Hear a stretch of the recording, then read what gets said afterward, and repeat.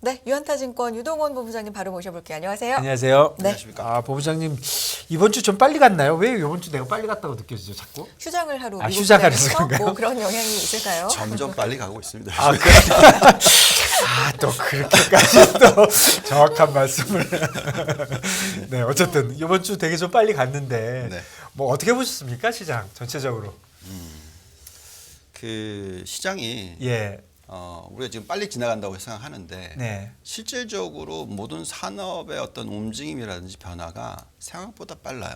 네, 그러니까 뭐 예를 들어서 우리가 지금 성장주 얘기를 하잖아요. 네, 최근에 그 얘기 들어보시면은 그 캐시우드 네, 돈나무 누님께서 자금이 또 많이 들어오셨어요. 그리고 네. 물론 고점 대비해서 엄청나게 빠져서 올라온 거지만 올해 들어서 수익률이 제법 많이 들어오시고 있거든요. 그래서 발언을 하시는 걸 보면은 정말 강하게 얘기를 하세요. 혁신의 속도가 빨라지고 있다. 근데 제가 들여다봐도 숫자적으로 빨라요. 네, 그러니까 오늘 얘기하고 싶은 거는 뭐 어쨌든 인플레이션 얘기 다 뭐 하도 많이 들으셨으니까 네, 그러니까 이 혁신 부분에 있어서 조금 더 얘기를 네. 하는 게 좋을 것 네, 같아요. 예, 예. 그러니까 예를 들면 어제 왜 증시가 반등을 했을까요? 인플레이션 안 좋다고 얘기하고 있고 연준은 금리 올린다고 얘기하고 있고 또 한국은 지금 뭐 역전 금리의 이 격차가 많이 벌어졌다고 얘기하고 있고 굉장히 안 좋다고 얘기하고 있고 이런데 시장은 올라요. 네. 네. 그냥 어제 가장 뭐 핵심으로 그 나타났던 게 엔비디아의 실적이거든요. 네, 이게 이제 결국은 이 AI라고 네, 하는 관련된 부분의 실적이 굉장히 빨리 들어오고 있다라는 거죠. 그리고 네. 또 최근에 또 기억하시는지 모르겠지만 메타 플랫폼의 실적이 발표가 되면서 적자이긴 하지만 주가가 폭등을 했잖아요. 네, 그러니까 이것도 메타버스에 대한 어떤 시각이 또 다시 빨리 들어오고 있어요. 또 제가 또 뭐 어디 가서 얘기를 좀 나눠보니까 요즘에 네이버가 나중에 엄청난 큰 플랫폼화를 글로벌화 시킬 수도 있다. 이런 얘기도 좀 또 슬슬 나오고 있더라고요. 그래서 이런 것들을 보고 있으면 정말로 이 기술 혁신과 결국 이 경제와 연결되는 부분이 옛날에는 20년 걸렸던 게 이제는 5년밖에 안 걸리는 그런 식으로 속도가 빨라지고 있다는 거죠. 근데 이제 거기에 가장 백본이 뭐냐면 데이터 마이닝이에요. 그러니까 그만큼 데이터를 많이 이용을 해서 빠르게 그 계산을 하다 보니까 네, 결국은 그 효과가 굉장히 빨라지는 거죠. 그렇다 보니까 반도체, AI 이쪽이 살아나는 속도도 보시면은 네, 뭐 옛날에 기억하시겠지만 반도체 메모리 쪽 같은 경우에는 뭐 한번 빠지기 시작하면 정말 회사가 망할 때까지 빠지잖아요. 그죠? 사이클 얘기하시는 건가요? 예. 예, 예. 그리고 뭐 실적이 적자를 가더라도 엄청난 적자를 가서 망할 정도까지 적자로 네, 가잖아요. 네. 근데 지금은 그렇지는 않죠. 여기 좀 빨라질 수 있겠네요. 네, 굉장히 좀 네. 빠르다는 느낌 받습니다. 그리고 네. 또 이번 주에 저희가 또 되게 재밌는 뭐 방송 하나 만들었었는데 우주항공 산업, 네. 네. 우주 산업도 네. 이게 또 AI와 연결이 되고 자율주행과 연결이 되고 전기차와 연결이 되다 보니까 어쨌든 테슬라라는 기업이 계속 위성을 쏘아 올리고 있잖아요. 예, 그리고 이게 또 전부 다 민간화되니까 네. 이게 수익성과 연결되는 게 굉장히 빨라지고 있다라는 느낌이 들어요. 예, 그렇네요. 예, 예. 뭐 예를 들어서 우주선을 쏘았다가 네. 옛날에는 그냥 이건 돈 버리는 거잖아요. 나사가 주도를 했고 결국은 이제 한번 쏘고 나면은 엄청난 적자가 나는 네, 거죠. 그냥 네. 이렇게 어떤 위상을 살리는 거지 돈을 벌려는 사람이 아니었잖아요. 네.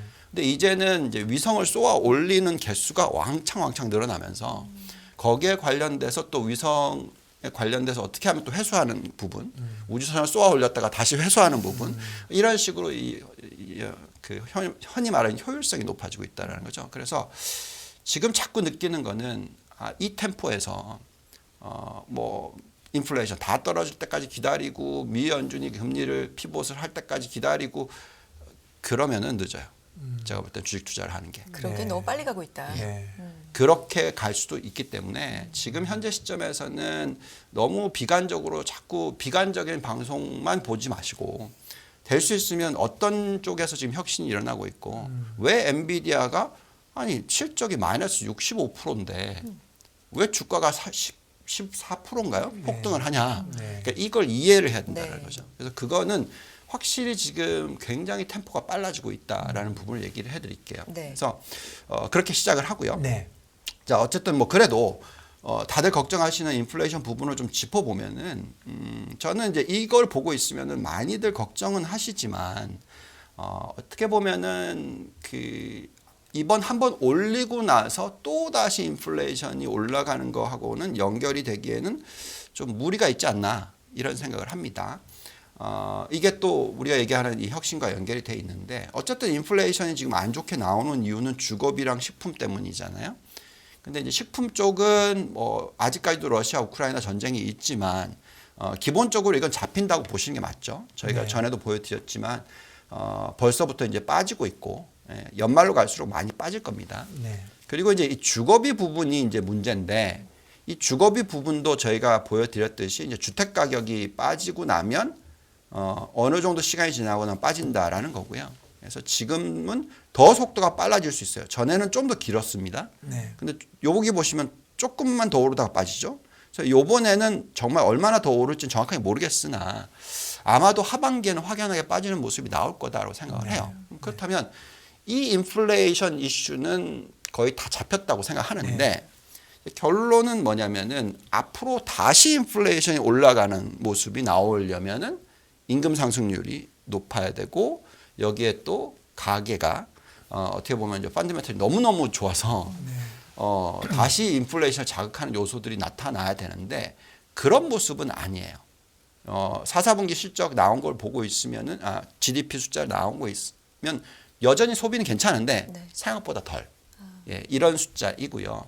또 소비가 일어나고 있는데 당연히 가계 펀더멘털이 튼튼한데 그 펀더멘털이 더 좋아지면서 소비가 일어나는 게 아니라 펀더멘털을 깎아 먹으면서 소비가 일어나고 있어요.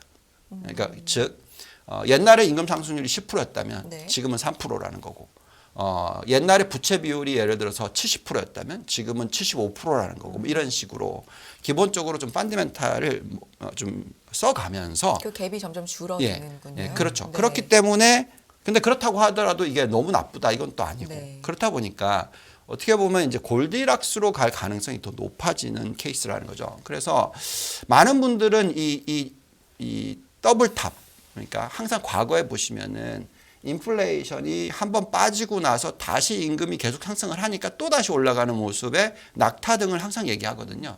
그러니까 과거에 지금 이건 70년대, 80년대고 그 전에 40년대 이때도 똑같은 모습이었어요. 근데 이번에도 그럴까 하는 부분에 있어서는 결국 여기에서 진짜 중요한 게 정말 얼마나 그 임금 상승률이 높을 건지 여기에 혁신이 얼마나 지금 일어나고 있는지 여기에 생산성이 제가 너무 지겹게 얘기하는 얘기지만 안 올라가는지 이런 부분인데 지금 올해 연초부터 계속 나오고 있는 내용은 지금 혁신이 빠르게 일어나고 있다. 그렇다면 이 더블탑을 만들 확률보다는 그냥 빠지는 확률이 높은데 이게 언제냐면은 1994년 이후에 95년, 96년 쭉 해서 2000년 닷컴 버블 까겠지. 그 기간까지의 어떤 계속적인 생산성 향상과 이에 따라서 성장주 위주의 상승을 계속 보이는 모습을 자그마치 5년 동안 보였단 말이죠. 그래서 저희는 그런 사이클이 들어올 수도 있다라는 좀 생각을 해요. 물론 그건 확신은 없습니다. 네. 그래서 어쨌든 간에 지금 현재 시점에서는 인플레이션은 빠지는 구간이고 인플레이션이 또 다시 올라왔었을 때는 또 큰 폭의 하락장이 다시 시작될 수 있지만 어쨌든 인플레이션이 떨어지는 구간 내에서는 시장이 올랐다라는 게 과거의 역사입니다. 그러니까 요 더블탑을 만들 때도 마찬가지였는데요. 이렇게 올라갈 때는 시장이 빠졌고요. 폭락을 했고요. 빠지는 구간에는 시장이 급등을 했고요. 또 다시 올라가는 구간에는 또 시장이 폭락을 했고 또 빠지는 구간에는 시장이 또 급등을 했어요. 이런 거꾸로. 식의 변동성입니다. 그래서 어쨌든 지금 추세는 인플레이션은 빠지고 있는 것만은 사실이잖아요. 이게 다시 돌았을 때까지는 시간차가 있잖아요. 그래서 내년 언제 이맘때쯤인지는 모르겠으나 어쨌든 간에 그때까지는 계속해서 인플레이션 빠진다. 그래서 미 연준의 이 고점 금리에 대해서 많이들 걱정을 하시는데 이게 어느 정도까지 시장에 영향을 미치느냐 하는 부분에 있어서는 저희가 또 계산을 한번 해봤습니다. 그래서 그 숫자를 살짝 말씀을 드리면 요거인데요. 저희가 항상 이거를 보여드리잖아요. 네. 예, 그래서 저희가 금리가 5%이고 뭐 어쩌고저쩌고 이렇게 얘기를 많이 네. 했을 때 많이 해드렸는데 금리를 5.5%를 반영해봤습니다. 근데 경기 침체는 안 일어난다라는 가정이 들어갑니다. 이제는 네. 뭐 계속 제가 그 얘기를 네, 해드렸으니까. 그랬더니 S&P 500의 적정 지수가 한 3,570 정도 나오고요. 나스닥이 한 1,800 정도 나옵니다. 저기 최종 금리 얘기하시는 건가요? 5.5가? 예, 5.5가 사실은 시장 금리입니다. 시장 금리. 저희는 그러니까 주가는 네. 미 연준 금리를 따라가는 게 아니고요. 예. 시장 금리를 따라가거든요. 시장 금리하고는 지금 시장 금리는 3.9밖에 안 되는데. 그렇죠. 예. 그래서 제가 말씀드린 예. 건 그만큼 펀더멘탈적으로는 예, 예.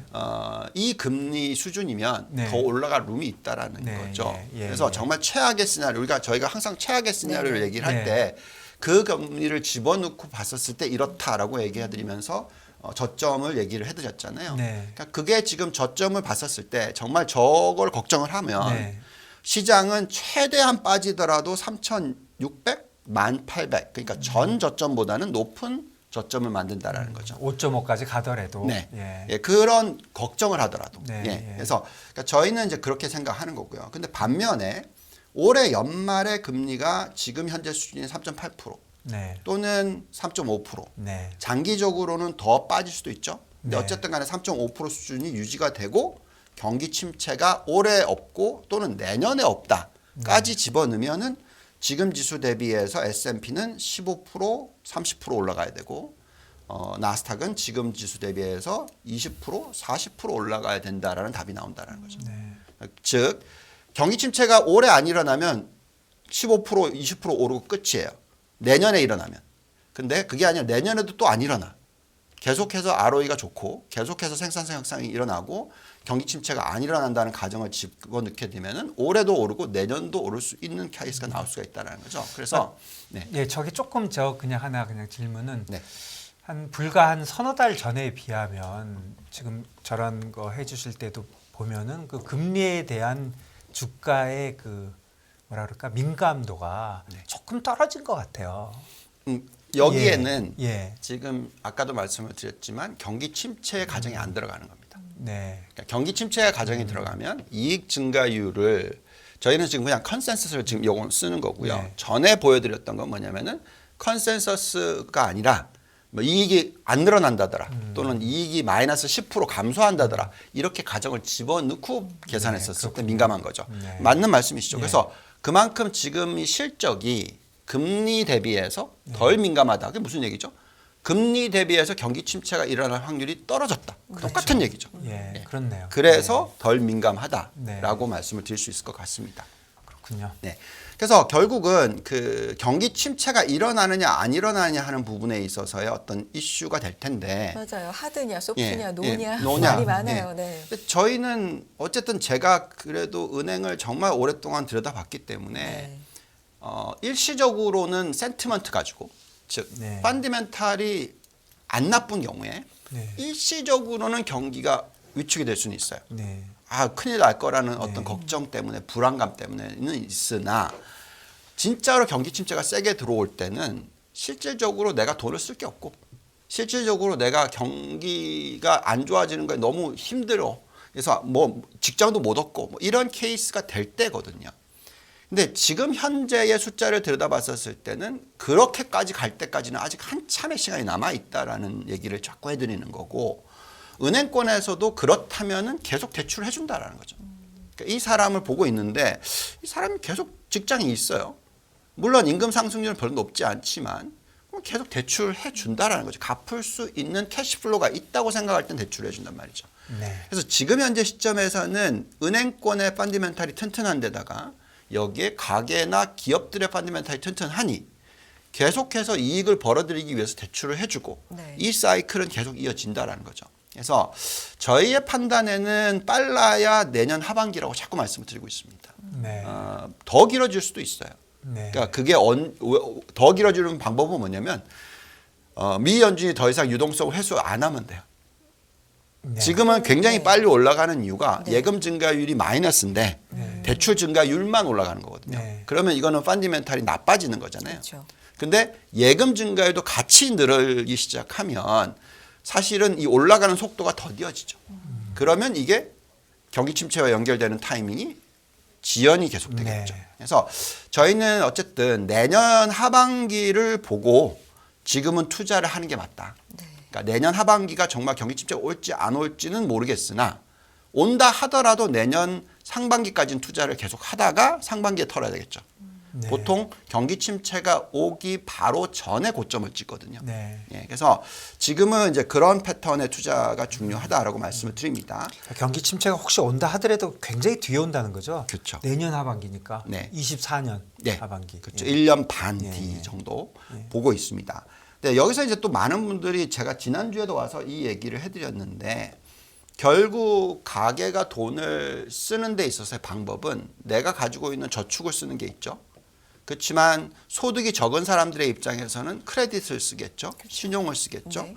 직장은 있으니까. 그래서 이 리볼빙 크레딧이라는 미국은 뭐 저는 오래 살아봤지만 미국에서는 보통 카드를 쓰고 일시불로 갚지를 않아요. 다 리볼빙 크레딧을 넘기고 이자만 갚는 방법을 많이 씁니다. 보통 개인들이. 물론 당연히 이자율은 높죠. 그래서. 네. 그렇지만 어쨌든 간에 그게 올라가는 추세가 나온단 말이죠. 그러면 지금은 경기가 나빠지지 않을 거라고 예측하는 이유가 계속해서 이 리볼빙 크레딧이 올라가고 있다는 거예요. 그러니까 이게 꺾여야 됩니다.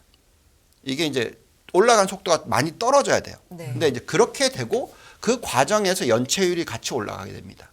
그래서 그게 어느 타이밍이냐. 그리고 그 연체율이 어느 시점이 되면은 정말 경기 침체와 연결이 되는 케이스로 넘어가느냐를 보셔야 되는데 이 오른쪽에 보시면은 신용카드의 연체율이 보통 보시면은 4%는 훨씬 넘어야지 경기 침체로 넘어가요. 네. 네. 지금 최고 높았던 시기가 예, 요거는 이제 이 2008년도 금융위기니까 이게 개인들 네. 정말 아빠님한테 안 네, 좋았을 네, 네. 때잖아요. 근데 어쨌든 경기 침체로 딱 넘어가기 시작한 게 여기죠. 네. 이게 4.8% 정도 되겠죠. 네. 여기도 보시면 거의 5% 근처입니다. 네. 지금은 2%라는 거죠. 물론 지금 올라가고 있어요. 그리고 점점 속도가 가파라질 수도 있습니다. 근데 이제 그 4%에 도달하는 시기가 저희가 판단하기에는 내년 하반기 정도 돼야 되는 네, 거지. 저거에 오른다고 해도 네. 시간이 오래 걸릴 거는 같네요. 네, 예, 그렇죠. 예. 그래서 그렇게 되는 이유는 대출을 안 해주기 때문에 그렇게 되는 것도 그렇죠. 있어요. 왜냐하면 네. 리볼빙이니까 네. 네. 그렇잖아요. 이자만 내다가 이자도 못 내고 원금을 갚아야 되는 케이스까지 되면 이게 이제 연체율이 올라가는 거니까요. 그래서 저희는 이것을 보면서 미국의 경기 사이클이 언제 피크를 치든 아니면 경기가 침체로 넘어갈지를 판단할 수가 있다라고 생각하고 있습니다. 네. 네. 자, 그런 과정에서 그러면 왜 장은 올라가느냐라고 봤었을 때 저희가 이제 이런 얘기를 해드리고 있어요. 올해 상반기 실적과 작년 4, 4분기 실적이 안 좋아요. 그렇지만 안 좋은 예상치 대비해서 훨씬 좋게 나오니까 장이 올라간다는 거죠. 네. 그래서 지금 상고 얘기를 계속 해드리는 거고요. 그 다음에 이제 하반기에 경기 침체가 있다라는 두려움이 있으면 못 올라요. 근데 그게 아니라 지금은 점점 더 하반기의 실적이 돌아설 거라는 기대감들이 자꾸 계속 이어지는 거죠. 그렇다 보니까 지금 시장이 올라간다라고 말씀을 드리는 거고요. 물론 갑자기 내년 하반기에 경기 침체가 온다라는 두려움이 확 온다면 시장은 다시 빠지기 시작할 겁니다. 네. 네, 지금은 그런 시나리오로 보기에는 지금 실적을 가지고는 그렇게 얘기를 못 한다는 거죠. 그러니까 지금 엔비디아 실적이 딱 나왔는데 앞으로 가이던스를 좀 좋게 했다더라. 그러니까 이거 괜찮아지겠네? 그런가? 이러면서 올리는 거죠. 사실 어제도 간밤에도 보면 여러 실적들, 그러니까 실적이 아니라 지표들을 보면 네. 경기는 여전히 튼튼하구나를 증명한 지표들이 굉장히 많이 나왔는데 엔비디아가 그걸 좀 덮은 느낌이 있습니다. 그러니까 경기가 안 좋아졌다고요. 네. 경기는 튼튼하다. 여전히 튼튼해서 네. 뭔가 금리를 계속 올릴 여지가 네. 높다라는 생각은 있을 만한 지표들이 어제 나왔는데 네네. PC도 그렇고 네네네. 고용 쪽도 그렇고 네. 근데 엔비디아 실적이 딱 잘 나와 버리니까 그런 거보다는 실적 쪽에 또 어제는 주목하는 느낌이 많이 들거든요. 그렇죠. 그러니까 실적이 잘 나오지는 않았는데 그렇죠. 예. 근데 미래에 대한 가이던스가 좋게 나온 거죠. 그래서 앞으로 괜찮아질 경기가 하반기에 또 오지 않을까라는 기대가 있는 거고 또한 이쪽에서 지금 좋은 실적이 나오고 있는 부분이 생산성을 향상시키는 부분과 연결이 돼 있으니까. 네. 그렇죠. 뭐 지금 AI 관련돼서 나온 거 보면 뭐 가속 컴퓨팅 매출 증가, 게이밍 섹터 회복, AI 뭐 등등 이쪽이거든요. 챗 GPT만이 예. 아니라 뭐 분야가 굉장히 여러 개가. 네. 그러니까 그래서 지금 보고 있으니까 아 정말 이게 속도가 빨라지는 게 아닐까 이런 기대고요. 근데 그렇게 되면은 경기가 막 뭐 엄청나게 화랑이 되면서 인플레이션을 자극하는 게 아니고 네. 그냥 이렇게 좋은 쪽만 좋아지는 거죠. 그러니까 지난 10년을 놓고 보시면은 인플레이션이 계속 안 올라가죠. 근데 어느 정도 이 생산성이 높아지는 게 AI나 이런 것들과 연결되는 것이 계속 일어나니까 계속해서 지금 과거에는 인플레이션 낮춰준 효과들이 가시화됐었단 말이죠. 네네. 그래서 지금이 또 다시 그렇게 될 수 있다라는 거죠. 일시적으로는 작년이 뭐 어떻게 보면 뭐 우리가 흔히 얘기했던 전쟁이 일어났고 또 너무 이 빈부의 격차가 많이 벌어졌었으니까 일시적으로나 좀 토닥거려 줘야 되는 타이밍이니까 이렇게 올라갔다고 치지만 그 시간이 지나가고 나면 이런 대형 기업들은 기술주들은 사람을 자르죠. 네. 예. 그래서 저희는 생산성이 향상이 되는 추세와 연결이 되고 있다라고 판단하고 있습니다. 생산성 향상과 그러니까 네. 기본적으로 코스트를 줄이는 것과 기술 혁신은 같이 간다고 봐야죠. 그렇죠. 예, 예. 네. 근데 이제 이런 거죠. 미니멈 사람을 쓰는데 네. 왜냐하면 중국으로 예를 듭시다. 예, 예. 자, 중국은 생산성 향상이 일어나고 있어요. 예. 그렇지만 정말 많이 먹여 살려야 되는 13억 인구를 가지고 있죠. 네. 그래서 그쪽에서 사람들을 고용을 하긴 합니다. 네. 그렇지만은 아주 저임금, 네. 이거 임금 상승률이 낮은 쪽에 대해서는 그대로 놔두는 거죠. 네. 그러면서 실업률을 낮게 유지시키고 임금이 좀 올라가. 근데 그게 너무 벌어지니까 한번 올려줘야 되는. 네. 이런 게 작년에 들어온 게 아닌가. 네. 올해까지도 연결이 되고 있는 게 아닌가 정도지. 네. 이게 계속해서 올려줘야지만 뭔가 문제가 안 생긴다. 네. 이렇게 보여지지는 않는다라는 거죠. AI 관련돼서 혁신이 진짜 대대적으로 일어날지 안 일어날지까지는 모르겠지만 혹시라도 일어나면 인플레이션을 확실히 낮춰주는 효과가 있겠네요. 그렇겠죠. 예, 예. 뭐 그러니까 이렇게 보시면 될 것 같습니다. 전기차로 놓고 보면 네. 예를 들어서 가장 강성 노조가 있는 게 헤비 산업이죠. 네. 예, 자동차라 그러면 노조. 이게 미국도 그랬고 네. 우리나라도 그렇고 전 세계적으로 네. 다 그렇잖아요. 네. 근데 이게 테슬라가 들어오면서 모든 게 기가 팩토리 나오면서 네. 확 줄죠. 인구. 네. 그 생산하는 인구가 예. 네. 10분의 1로 줄죠. 네. 자, 그럼 이거는 당연히 생산성을 높여주죠. 마진이 그래서 과거의 내연기관은 8%였다면 고점이 얘네들은 20%다. 생산성은 그렇고요. 본부장님 40초 드리겠습니다. 네. 오늘의 결론. 네. 네, 오늘의 결론은 40초. 네. 계속 말씀을 드리는데 업종으로서 이 성장주들을 투자를 안 하시면 안 돼요. 올해는. 네. 네. 예, 그래서 대형 기술주, 반도체, AI, 전기차 부품, 신재생에너지. 그러니까 어제 딱 보시면은 다 올라가는 쪽이 엎치락뒤치락이에요. 전기차가 먼저 가고 또 기술주 AI 반도체가 가고 뭐 반도체가 가고 나면 또 전기차가 가고 네. 여기에 이제 가장 뒤처져서 또 쫓아가는 게 신재생에너지. 그러니까 어제 또 올라가고 이런 식입니다. 그래서 지금 같은 타이밍에서는 저희가 많이들 걱정하는 게 경기가 나빠질 거기 때문에 성장주 투자하면 안 돼. 예, 보수적인 투자 빈용에 뭐 배당주 투자해야 돼. 이 전략 아니라고 네. 생각합니다. 알겠습니다. 여기까지 알겠습니다. 듣겠습니다. 시간이 모자랍니다. 네, 네. 유한타증권 유동건 본부장님 고맙습니다. 감사합니다. 감사합니다.